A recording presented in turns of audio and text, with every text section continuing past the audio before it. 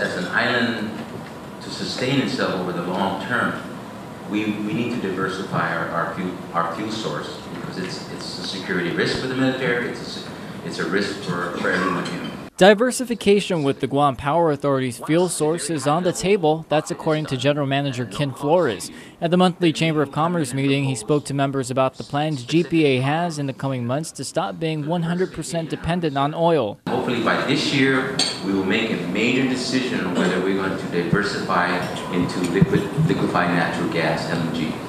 So it's coming.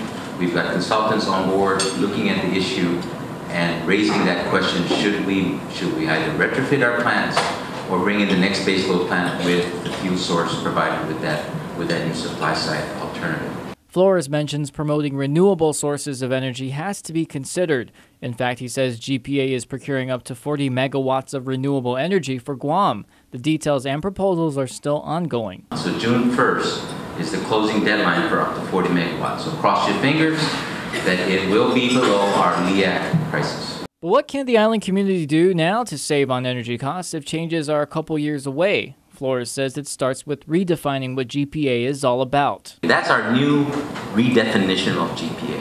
Renewables, diversification of fuels, energy efficiency, demand-side management. So how do we help you?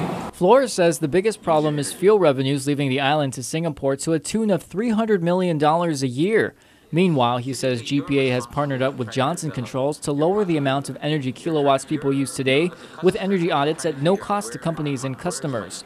Though he talks about cogeneration systems and geothermal energy probing, Flores says investing in energy efficiency now has a greater return over a shorter period of time. I think the numbers are showing that there's almost a 4 or 5-fold return on energy efficiency investments.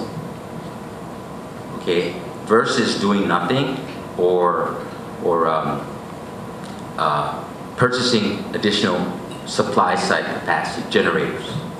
So the numbers are not changing. They're only getting better because of oil prices.